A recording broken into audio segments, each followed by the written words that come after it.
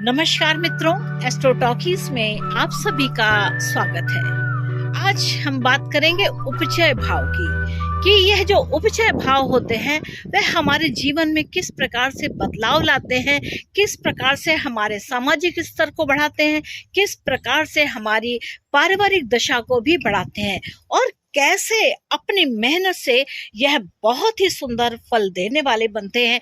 यानी कि उपचय, यानी कि जैसे जैसे धीरे धीरे समय बढ़ता जाता है और इनका जो फल है वह प्रभावी होता जाता है।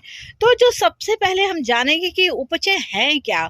तो उपचय जो भाव है वह तीसरा भाव है और दूसरा इसका आता है छठा भाव। 3, 6, 10 और 11 जो भाव हैं यह उपचय भाव कहलाते हैं। अब उपचय भाव का काम क्या है?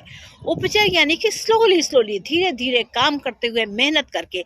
और चूंकि जो तीसरा भाव है यह क्या है, आपके दूसरे भाव से दूसरा बनता है। जो जब दूसरे भाव से दूसरा, यानी कि जो आपकी पारिवारिक स्थितियां पहले से थी, यानी कि जो आपका धन का स्तर था, जो पारिवारिक स्तर था, जो द्वितीय भाव से संबंध रखता है, यानी कि आपने जन्म के समय में जो स्तर अपना पाया था वह मेहनत के बल पर आपने उसमें कई पंख दे दिए, कई उड़ाने उसमें भर ली, तो तीसरा भाव यानी कि उपचय भाव बना। यानी कि इस जन्म में कर्म के द्वारा आपने अपने इस पारिवारिक स्तर को बहुत ऊपर किया। अब बात करें छठे भाव की, तो जो छठा भाव जो ये दूसरा उपचय भाव होता है, यानी कि रोग, ऋण, शत्रु सभी प्रभाव रखते हैं, लेकिन इस भाव का संबंध सेवा से भी होता है।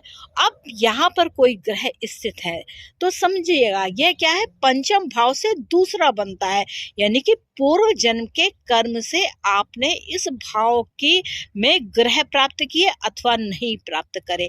तो ये जो छठा भाव यानी कि सेवा से संबंधित हुआ, रोग से संबंधित हुआ, ऋण से संबंधित हुआ, तो इसमें आप समय के साथ साथ धीरे धीरे शत्रुता पर विजय प्राप्त करते हैं। आप उसमें से कैसे निकलना है वह जान जाते हैं।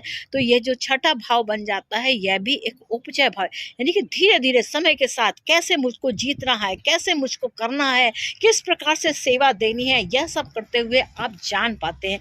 इसके बाद जो तीसरा महत्वपूर्ण है भाव आ जाता है वह आपका 10वां भाव हो जाता है, यानी कि कैरियर का भाव हो जाता है, पिता के घर का, और यह आपके भाग्य भाव को भी निर्णय देता है। तो यहाँ पर जो संबंध आता है तो आप देखिए क्या है, 9वें से दूसरा है, यानी कि आपका जो पिता है या आपका जो भाग्य का घर है उस भाग्य के बल के द्वारा आप 10म को प्राप्त करते हैं, यानी कि सामाजिक प्रतिष्ठा, पारिवारिक प्रतिष्ठा को प्राप्त करते हैं। तो यह स्थिति बनती है। और इसके बाद जो चौथा उपचय भाव बनता है वह होता है 11वां भाव, यानी कि जहाँ पर ग्रह होने पर लाभ ही देने वाले बनते हैं, यानी कि समय के साथ साथ, परिवर्तन के साथ साथ आप पारिवारिक चीज़ों को भी लेते हुए जब आगे बढ़ते हैं तो 10वां और 11वां भाव एक प्रकार का बहुत ही सुंदर उपचय भाव होता है, यानी कि भाग्य के बल से आप अपने जीवन के स्तर को बढ़ाते हुए काम करते हैं। तो ये जो उपचय भाव है, भले ही शुरुआत में लगे कि इसमें लगता है कि कुछ मिल नहीं रहा है, लेकिन समय के साथ साथ इसमें बहुत बड़े बड़े परिवर्तन आते हैं और एक समय पे आप देखते हैं कि जो आपकी पारिवारिक प्रतिष्ठा है वह बहुत बड़ी हुई होती है। अपने स्तर को, अपने परिवार को लेकर के आप बहुत ऊंचे उठ जाते हैं। तो मित्रों, ये उपचय भाव के ऊपर मेरे विचार थे। आशा है कि आपको यह अच्छे लगे होंगे और आपको अगर मेरे ये वीडियोस पसंद आते हैं तो कृपया चैनल को लाइक कीजिए, इसे शेयर कीजिए और सब्सक्राइब करना बिल्कुल मत भूलिएगा। मिलेंगे नेक्स्ट एपिसोड में किसी और विषय के साथ। तब तक के लिए अपना ख्याल रखिए।